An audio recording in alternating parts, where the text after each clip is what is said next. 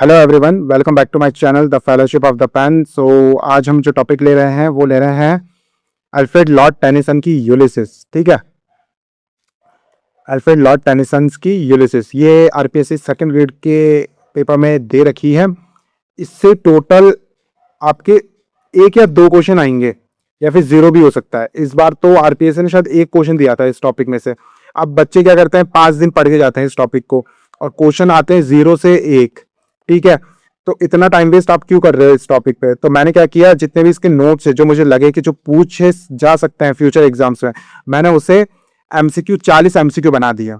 अगर क्वेश्चन आएगा तो आप बस ये रट लीजिए, अगर आएगा इनमें से सही होता है तो ठीक है, इससे बार क्वेश्चन आया तो एक नंबर के चक्कर में आप 5 दिन खराब मत करिए, आप कुछ और टॉपिक कर लीजिए। क्योंकि इससे बार कोई क्वेश्चन आया ना तो वो आप कितना भी पढ़ लीजिए आपसे नहीं होगा मोस्टली। तो उससे अच्छा एग्जाम ओरिएंटेड अप्रोच यही है कि आप इस टॉपिक को, क्योंकि इसमें से 0 या 1 क्वेश्चन पूछेगा, इस बार शायद 1 क्वेश्चन आया था इस टॉपिक में से। ठीक है, तो आप टू द पॉइंट, आप बस इतने, ये जो मैंने 40 क्वेश्चन ये मैंने आरपीएससी के ट्रेंड के एनालाइज पे ये बनाए हैं, तो ये पढ़ लीजिए। ठीक है, सो लेट्स स्टार्ट। तो ये है क्या, तो ये क्या अभी थिएटर्स में ओडिसी लग रखी है। ठीक है, तो ये उसी पे ही है। इसका जो थीम है, इन्होंने क्या किया, अल्फ्रेड लॉर्ड जो टेनिसन है ना, इन्होंने उलिसिस पे लिखी है। अब क्या हुआ, विक्टोरियन एज क्या थी, विक्टोरियन एज में क्या होता, लोग है ना बड़े एम्बिशन थे, उनमें ना एक्सप्लोरेशन करने की बड़ी जिज्ञासा थी कि हम एक्सप्लोर करें वर्ल्ड को, ऐसा है ना। तो इसमें क्या होता है, जैसे वो ओडिसी में दिखाते हैं कि जो ओडिशियस होता है वो घर आ जाता है। ठीक है, अब घर आने के बाद भी उसका मन नहीं लगता, और अब इस पोएम में क्या करेगा उसी के ऊपर है। अब वो खुद ड्रामेटिक मोनोलॉग में वो बताएगा कि उसके मन में क्या चल रहा है। और अब फर्स्ट क्वेश्चन आता है, ड्रामेटिक मोनोलॉग होता है क्या। ड्रामेटिक मोनोलॉग वो होता है जहाँ पे एक सिंगल जो स्पीकर होता है ना वही बात करता रहता है और बाकी एक साइलेंट लिसनर होता है। ठीक है, वो बताता है अपनी साइकी बताता है वो। ठीक है, कि उसके दिमाग में चल क्या रहा है, वो अपने मोटिवेशन बताता है, वो अपना एम बताता है। ठीक है, वो कैसा फील कर रहा है ये बताता है। वो फोर्थ वॉल को ब्रेक करके वो हर चीज जो भी उसके दिमाग में चलती है वो सब कुछ एक साइलेंट लिसनर को बताता रहता है और हमें भी पता चलता है। ठीक है, जो रीडर है। ठीक है, तो ये उसी के ऊपर ही है। अब क्यों जो जो ग्रीक का जो टॉपिक था वो अभी विक्टोरियन एज में क्यों लिखा गया है, ये क्यों लिखा गया है, क्योंकि विक्टोरियन एज में भी लोग एक्सप्लोरेशन और है ना एम्बिशन पे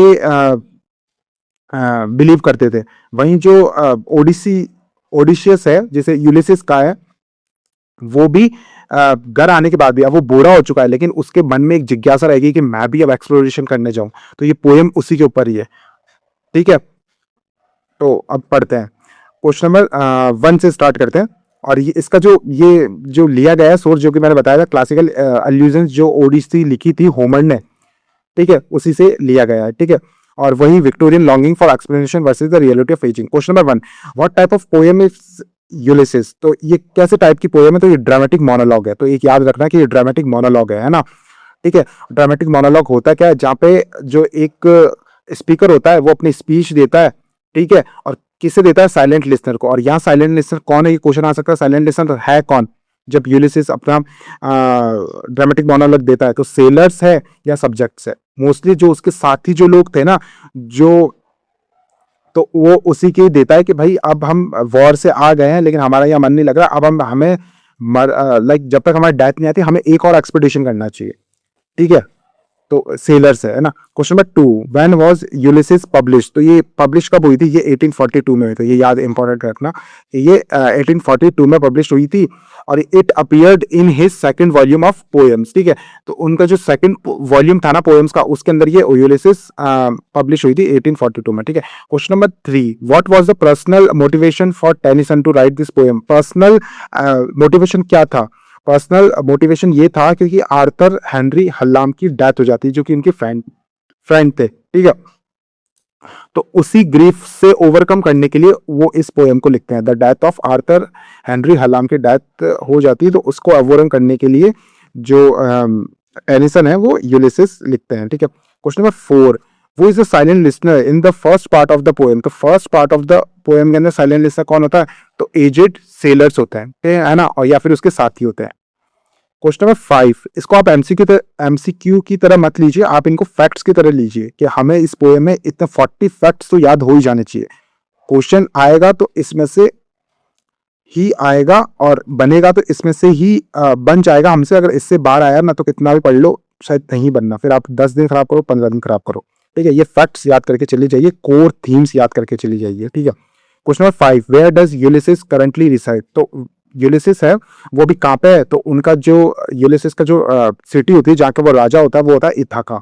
इथाका का राजा होता है यूलिसिस। ठीक है, तो कहाँ पे अभी इथाका, वो ट्रॉय की जंग लड़ने जाता है। ठीक है, जंग लड़ने के बाद में उसे आने में 10 साल लग जाते हैं वापस आने में, और वो ट्रॉय के से जंग लड़ने के बाद में वापस इथाका आता है।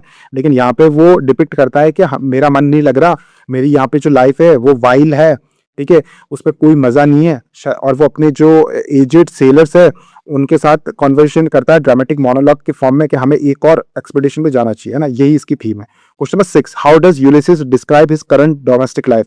तो वो कहता है, यूलिसिस कहता है कि जो मेरी करंट डोमेस्टिक लाइफ है ना वो आइडल है, डल है, स्टैग्नेंट है, यहाँ कुछ मजा नहीं आ रहा। जो वॉर में जो मजा आया था वो यहाँ पे कोई मजा नहीं आ रहा, यहाँ पे तो बस मैं बैठा हूँ।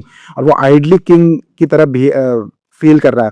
और वो अपने पीपल को कहता है ये तो सैवेज है, अपने पीपल को क्या कहता है, सैवेज। तो ये इंपॉर्टेंट क्वेश्चन है, वो अपने यूलिसिस अपने पीपल को क्या कहता है, तो वो सैवेज कहता है। और है ना, वो कैसा फील करता है, वो आइडल, डल और स्टैग्नेंट फील करता है, और वो खुद को आइडली किंग कहता है। ठीक है, question number 7, how does Ulysses characterized his people. तो यूलिसिस अपने जो लोग हैं उनको कैसे कैरेक्टराइज करता है, तो वो उनको कहता है as a savage, hoarding and sleeping. तो ये तीनों वर्ड याद रखना, सैवेज, होर्डिंग एंड स्लीपिंग। ठीक है, question number 8, what does Ulysses mean by I am a part of all that I have met. ठीक है, इस लाइन से यूलिसिस का मतलब क्या होता है, तो यूलिसिस का इसमें मतलब होता है कि जो उसका एक्सपीरियंस है ना, उसने उसकी आइडेंटिटी को बनाया है। जो यूलिसिस का जो एक्सपीरियंस है ना वॉर का, उसने शेप किया है उसकी किसको, आइडेंटिटी को। ठीक है, तो इसका यही मतलब है, I am a part of all that I have met, मतलब जितना भी मेरा एक्सपीरियंस है ना उस चीज ने मुझे आज जो मैं हूं उस वो बनाया है। ठीक है, question number 9, what does Ulysses see as a bringer of new things. ठीक है, तो अब ब्रिंगर ऑफ न्यू थिंग्स वो किसे बोलते हैं, तो एक्सपीरियंस को बोलते हैं। जो एक्सपीरियंस होता है ना वो एक नई चीज लाता है इंसान की लाइफ में, तो अब ब्रिंगर ऑफ न्यू थिंग्स। ठीक है, question number 10, what is Ulysses attitude toward ageing. तो एजिंग की तरफ यूलिसिस का एटीट्यूड कैसा होता है, तो वो कहता है कि जब तक मैं मरूंगा नहीं। ठीक है, और वो कहता है कि मैं एज जो मेरी बूढ़ा हो चुका हूं मैं, लेकिन वो फाइट करते हैं अभी भी कि मैं अपनी जो ये बुढ़ापे से मैं फाइट करूंगा, मैं रिफ्यूज करूंगा। ठीक है, मैं एक्सेप्ट नहीं करूंगा बुढ़ापे को, और जब तक मेरी मौत नहीं आ जाती ना जब तक मैं एक्सपेडिशन पे जाऊंगा। ठीक है, तो he fights it and refuse to accept it. ठीक है, ठीक है, इसको एमसीक्यू की फॉर्म में मत देखिए, इन्हें फैक्ट्स की फॉर्म में देखिए। ठीक है, question number 11, to strive, to seek, to find and not to yield is an example of, ये पैरेललिज्म है। ठीक है, क्योंकि यहाँ पे टू टू टू टू आ रहा है, हाँ, एक ही मीनिंग को अलग अलग एंगल से बताया जा रहा है। ठीक है, और ये लाइन है, ये बहुत फेमस लाइन है, to strive, to seek, to find and not to yield. ठीक है, ये जब यूलिसिस अपने जो साथी होते हैं, पियर्स, ठीक है, और सेलर्स उन्हें मोटिवेट करते हैं तभी ये लाइन यूज करते हैं, to strive, to seek, to find and not to yield. Question number 12, वो इज टेलीमचेस। तो टेलीमचेस कौन है, तो यूलिसिस का जो सन होता है ना वो होता है टेलीमचेस। ठीक है, question number 13, how does Ulysses feel about Telemachus ability to rule. तो वो मानते हैं टेलीमचेस बड़ा काम है। ठीक है, और वो रेस्पेक्ट करता है टेलीमचेस को। क्यों, क्योंकि वो है ना बड़े मेथड्स को फॉलो करता है, वो स्लो है, वो परफेक्ट है रूल करने के लिए। ठीक है, वहीं वो जो यूलिसिस है उसके अंदर बहुत ज्यादा एम्बिशन है, तो वो इतना परफेक्ट है नहीं। ठीक है, उसे एक्सपेडिशन करनी चाहिए। ठीक है, ऑप्शन नंबर बी हो जाएगा। ठीक है, question number 14, what metaphor does Ulysses use for Telemachus rule. तो वो कौन सा मेटाफर यूज करते हैं, तो वो करते हैं a common duty, slow prudence. ठीक है, तो ये याद रखना, स्लो प्रूडेंस। स्लो प्रूडेंस किसके लिए बोलते हैं, तो टेलीमचेस के रूल के लिए बोलते हैं स्लो प्रूडेंस। ठीक है, question number 15, Ulysses describes Telemachus as, तो प्रूडेंट एंड ब्लेमलेस। ठीक है, और क्या बोलते हैं, स्लो प्रूडेंस और प्रूडेंट एंड ब्लेमलेस। ठीक है, question number 16, why does Ulysses choose to leave. तो यूलिसिस ऐसा चूज क्यों करते हैं कि मुझे यहां से जाना चाहिए, क्योंकि उन्हें एडवेंचर, यूलिसिस को एडवेंचर करना है, उन्हें नॉलेज गेन करना है, उन्हें एक्सपीरियंस और लेना है जब तक मौत नहीं आई। ही क्रेव्स एडवेंचर एंड नॉलेज। ठीक है, question number 17, what does Ulysses mean bye all times I have enjoyed greatly. तो इसका मतलब यह है कि जितनी भी उनका एक्सपीरियंस है ना उन्होंने उनको बहुत अच्छी तरीके से जिया है। ठीक है, और उन्होंने अपनी लाइफ फुलेस्ट जी है, तो he has lived life to the fullest. ठीक है, question number 18, vile is an adjective Ulysses used to describe. तो वाइल जो एडजेक्टिव यूज किया गया है वो यूलिसिस किसे डिस्क्राइब करते हैं, तो उनकी जो लाइफ है इथाका में as a king of Ithaca, उसे वो क्या कहते हैं, वाइल। ठीक है, और आइडल कहते हैं, वाइल कहते हैं। ठीक है, question number 19, what does Ulysses claim to be drunk with. ठीक है, तो जो यूलिसिस है तो वो किसके साथ में ड्रंक करते हैं। ठीक है, तो वो ड्रंक विथ वो पावर के साथ में। ठीक है, यूलिसिस जो है उन्हें पावर चाहिए, उन्हें एम्बिशन चाहिए। ठीक है, उन्हें एक्सपीरियंस चाहिए। Question number 20, where does Ulysses want to go. तो यूलिसिस कहां जाना चाहते हैं, यूलिसिस जाना चाहते हैं the sunset and the bath of the western star, वो वेस्ट में जाना चाहते हैं। ठीक है, जहां पे सन सेट होता है, जहां पे सन डूबता है, वो उस तरफ जाना चाहते हैं। ठीक है, तो the sunset and the bath of western star, ये ऐसे का ऐसा क्वेश्चन आ जाएगा एग्जाम में, तो हर चीज आप फैक्ट्स याद कर लीजिए। Question number 21, what is the mariner soul in the poem. तो मराइनर की जो सोल है वो क्या है, तो वो कहते हैं कि जो मराइनर्स की जो सोल होती है ना, वो हमेशा नॉलेज के लिए पीछे जाती है, यर्निंग फॉर नॉलेज और एक्सप्लोरेशन की। तो मराइनर्स की सोल क्या करती है, yearning for knowledge and exploration. ठीक है, question number 22, what does yet all experience is an arch mean. तो इस जो लाइन का मतलब क्या है, yet all experience is an arch. ठीक है, तो इसका मतलब ये है कि जो एक्सपीरियंस होता है ना, it is a doorway to the unknown. हमें नहीं पता हमारा फेट हमें कहां लेके चली जाएगा। ठीक है, तो इस लाइन का मतलब यही है कि yet all experience is an arch. ठीक है, जो एक्सपीरियंस होता है ना वो एक ब्रिज की तरह काम में करता है। ठीक है, एक ब्रिज होता है एक्सपीरियंस। ठीक है, और वो ब्रिज ऐसा होता है कि वो कहीं भी ले जा सकता है, मतलब एक अननोन वर्ल्ड में ले जाता है। ठीक है, हमें नहीं पता, हम प्रिडिक्ट नहीं कर सकते। तो yet all experience is an arch, यानी it is an bridge, it is a doorway to unknown. ठीक है, question number 23, how dull is to pause to make an end, what is he referring to. ठीक है, तो यहाँ पे ओलिसिस जब ये लाइन बोल रहे हैं तो वो किसके बारे में बताना चाह रहे हैं, तो वो डेथ के बारे में है। ठीक है, डाइंग या रिटायरमेंट के बारे में बता रहे हैं कि कितना डल होगा कि अगर हम रुक जाएं और यहाँ पे ही हमारी जिंदगी एंड कर दे। हमें एक और एक्सपेडिशन करना चाहिए। ठीक है, हमें और एक्सपीरियंस इकट्ठा करना चाहिए, हमें रुकना नहीं चाहिए। तो कितना बेवकूफी होगा कि हाँ अगर हम यहाँ पे रिटायरमेंट ले लें या मर जाएं। Question number 24, death closes all reflect Ulysses. तो ये जो लाइन है डेथ क्लोजेस ऑल, तो ये डिपेक्ट करता है स्टोइक रियलाइजेशन ऑफ मॉर्टेलिटी के। देखो जब मर जाएंगे ना उसके बाद सब खत्म हो जाएगा, जो भी हमारे एम्बिशन है, जो भी हमारा एक्सपीरियंस है, सब कुछ खत्म हो जाएगा। तो डेथ है ना वो सब कुछ क्लोज कर देगी। तो है ना ये स्टोइक फ्रेज में यूज होता है। स्टोइक्स ऐसे ही मानते हैं कि जिंदगी है तो अच्छी जीनी है, मौत के बाद में हमें नहीं पता क्या होगा, शायद मौत के बाद हम जिंदा रहे नहीं रहे कुछ भी याद नहीं रहेगा। तो इस जिंदगी में जितना हम कर सकते हैं उतना ज्यादा हमें करना चाहिए। ठीक है, question number 25, some work of noble note may yet be done, what does this suggest. तो ये लाइन क्या सजेस्ट कर रही है, some work of noble note may yet be done. वो ये कहना चाहते हैं कि हमारा कुछ काम अभी बाकी है, हमें कुछ लाइफ में हमारा कुछ वर्क ऐसा है जो कि हमें अभी करना बाकी है, इसलिए हमें और एक्सपेडिशन में जाना चाहिए और एक फाइनल हीरोइक एक्ट देना चाहिए अपनी लाइफ को। ठीक है, तो ऑप्शन नंबर ए हो जाएगा। Question number 26, what does the lights begin to twinkle from the rock symbolize. तो ये जो लाइन है the lights begin to twinkle from the rocks, के एक लाइट चल रही है या चपचपा रही है रॉक्स के पास में, तो ये सिंबलाइज कर रही है कि अब सी बुला रहा है इनको, कि अब दिन खत्म हो चुका है, अब जो सी है ना वो इनको बुला रहा है। ये लाइट झपक रही है ना, ये सिंबलाइज कर रहा है कि अब ये कि भाई यूलिसिस और तुम्हारे जो भी शिप के जो साथी है सब आ जाओ, वापस एक एक्सपेडिशन पे जाओ। ठीक है, question number 27, the long day veins, इसका मतलब क्या है, तो द लॉन्ग डे वेन्स, तो लॉन्ग डे का मतलब होता है कि हमारी जो एज है ना, तो एज को यहाँ सिंबलाइज किया द लॉन्ग डे, और वो खत्म हो रही है, मतलब एज धीरे धीरे बुढ़ापे में जा रहे हैं, तो हम एजिंग में हो रहे हैं। तो द लॉन्ग डे वेन्स का मतलब क्या होता है, एजिंग। ठीक है, question number 28, Ulysses tells the mariners that it is not too late to seek a newer world. तो यहाँ पे यूलिसिस मराइनर से कहते हैं कि भाई ये हमारी जो एज है, हम ओल्ड हो गए, ठीक है, लेकिन हम रुकेंगे नहीं, अभी हम इतने भी ज्यादा लेट नहीं हुए हैं, इतने भी ज्यादा बूढ़े नहीं हुए कि हम रुक ही जाएं। ठीक है, और ये क्या दिखाता है यूलिसिस का, ये यूलिसिस का करेज दिखाता है। ठीक है, और ये है ना जो मराइनर्स है ना उनके भी करेज को ये अपील करता है। ठीक है, question number 29, what is the significance of the western star. तो वेस्टर्न स्टार्स का सिग्निफिकेंस क्या है, वेस्टर्न स्टार, क्योंकि वेस्ट में अभी तक किसी ने एक्सप्लोरेशन नहीं किया उस समय। ठीक है, तो ये रिप्रेजेंट करता है कि अननोन वर्ल्ड को, ठीक है, जो कि अननोन रीजन्स है, जो कि बियॉन्ड इस नॉन वर्ल्ड के, तो एक लाइक मिस्टिकल और एक अननोन वर्ल्ड को डिपिक्ट करता है ये वेस्टर्न स्टार, ठीक है। Question number 30, what is the core conflict in the poem?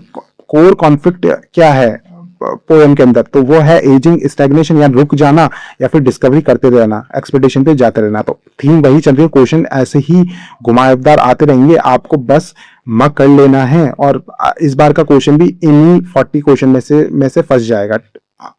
और अभी पिछले बार जो पेपर हुआ था, जो अभी 2026 में, वो इनमें से ही क्वेश्चन बना था, ठीक है।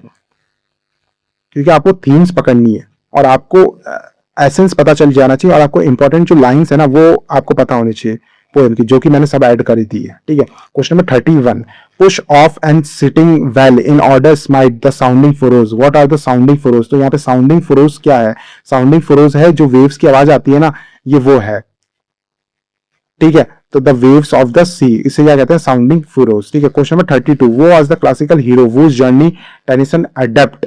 तो ये जो मैंने बताया था ओडिसियस पे है, तो ओडिसियस को यहाँ पे क्या यूज किया है? यूलिसिस, ठीक है। और अगर आपने मूवी नहीं देखी है जो क्रिस्टोफर नॉलान ने ओडिसियस बनाई है, तो एक अभी तो लग रखी है, जब आप ये वीडियो देख रहे हैं तो आप कहीं से भी अरेंज करके प्लीज देखिए, क्योंकि या बुक पढ़िए जो भी है, और ट्रॉय भी देख लेना उसके साथ में, ठीक है। Question number 33, Tennyson's portrayal of Ulysses is influenced by which inferno canto? ठीक है, तो इन्होंने क्या किया, टेनिसन ने है ना होमर की ओडिसी से भी लिया कुछ, और जो टेनिसन है ना उन्होंने यूलिसिस है ना जो डांटे का जो इन्फर्नो है ना उससे भी लिया। और कौन सा कैंटो था वो? तो वो था कैंटो 26। तो कैंटो 26 से लाइक उन्होंने जो यूलिसिस लिखी है पोएम, वो वहां से इंस्पिरेशन भी उन्होंने ली है। क्योंकि डांटे ने क्या किया, डांटे का जो कैंटो 26 है ना, वहां पे उन्होंने यूलिसिस को हेल में रखा है, हेल में रखा है यूलिसिस को। क्यों? क्योंकि उसमें बहुत ज्यादा प्राइड था, उसमें बहुत ज्यादा एम्बिशन था, और टेनिसन ने क्या किया, उसे हीरो बनाया है इसमें। डांटे ने कहा कि यूलिसिस में कितना एम्बिशन है, इसलिए उसे हेल में पटको। वो कैंटो 26 में डांटे ने इन्फर्नो कैंटो में क्या किया, हेल में पटका है। वहीं जो यूलिसिस ने है, उन्होंने जो उनका जो भी कैरेक्टर है उसे साफ करके कहा कि ये तो एक हीरो है, ठीक है। Question number 34, what literary device is use in the deep moons round with many voices? तो यहाँ पे कौन सा लिटरेरी डिवाइस यूज हो रहा है? तो the deep moons round with many voices, ठीक है। तो यहाँ पे क्या होता है, जो डीप मून्स है उससे क्या कर रहे हैं, उसे एक ह्यूमन कैरेक्टर दे रहे हैं या ह्यूमन एबिलिटी दे रहे हैं, ठीक है। और ह्यूमन एबिलिटी जब नॉन लिविंग थिंग को दी जाए तो उसे क्या कहता है, पर्सोनिफिकेशन। तो ये क्या है, personification. Question number 35, the poem's tone can be best described as? तो पोएम की जो टोन है वो मेलैंकोलिक है लेकिन हीरोइक रेजोल्यूट है, ठीक है। Question number 36, Ulysses admit he is grey, what does this symbolize? तो ग्रे का मतलब क्या होता है, जब लाइक बाल ग्रे हो जाते हैं, ठीक है, तो ये सिंबलाइज कर रहा है उसकी ओल्ड एज को। Question number 37, what is the heroic heart Ulysses speaks of? तो हीरोइक हार्ट का मतलब क्या है? तो हीरोइक हार्ट का मतलब है जो वो हार्ट जो कि कभी बूढ़ा ही ना हो, ठीक है। तो a heart that never grows old, तो उसका मतलब है हीरोइक हार्ट, ठीक है। क्वेश्चन नंबर 38, आपको मत करना पड़ेगा क्वेश्चन, ठीक है। या तो आप 5-6 दिन आप पूरी पोएम्स पढ़िए, आप उसके एक्सप्लेनेशन देखिए यूट्यूब पे 2-2 घंटे के, और फिर भी क्वेश्चन नहीं बनेगा, मतलब क्योंकि आपको एमसीक्यू लगाने पड़ेंगे तब जाके आपको होगा। या फिर आप ये 40 क्वेश्चन आप मक कर लीजिए और फिर एलिमिनेशन मेथड से आप क्वेश्चन कर लीजिए, आपकी चॉइस है, क्योंकि क्वेश्चन तो 0 या 1 ही आएगा इस टॉपिक में से, ठीक है। Question number 38, what does we are not now that strength which in old age moved earth and heaven? तो इस लाइन का मतलब क्या है? तो ये इस लाइन का मतलब सिंपली समझ में आ रहा है कि अब हमारे अंदर वो स्ट्रेंथ नहीं है जो पुराने समय में थी, जहां पे हम इस दुनिया को और जो हेवन है उसे भी हम हिला देते थे, इतने ताकतवर थे हम।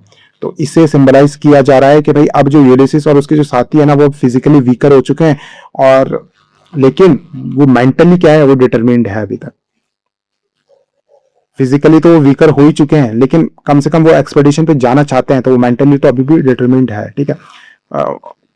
Question number 39, the final line to strive to seek to find not to yield is a classic example of? ये किसका क्लासिकल एग्जांपल है? तो ये हीरोइक ऑप्टिमिज्म है, या पैरेललिज्म भी हो रहा है और ये हीरोइक ऑप्टिमिज्म भी है। और इस लाइन में से क्वेश्चन आ सकता है कि भाई टू स्ट्राइव दे दिया, टू सीक दे दिया और ये मतलब हटा दिया और ऑप्शन में कहा कि इसमें क्या आएगा, तो ये तो याद हो ही जानी चाहिए। To strive, to seek, to find and to not to yield. To strive, to seek, to find, to not to yield. Question number 40, the poem's ultimately a reflection on the, तो ये जो स्टार्ट हुई थी हमारी video तभी मैंने explain किया था कि ये पोएम है ना, ये एक रिफ्लेक्शन है विक्टोरियन स्पिरिट पे, कि जो विक्टोरियन स्पिरिट ऑफ एक्सप्लोरेशन और रेस्टलेसनेस, जो विक्टोरियन जो लोग होते थे वो बड़े एम्बिशियस थे, वो रेस्टलेस थे, ठीक है, वो एक्सप्लोरेशन करना चाहते थे, तो ये उसी का ही रिफ्लेक्शन है, ठीक है। और विक्टोरियन एज में जो टेनिसन है वो ये प्रूव करना चाहते थे कि ये जो लोग हैं ना जिनमें एम्बिशन है, ये हीरो है, तो उन्होंने क्या किया, ओडिसियस को ले लिया।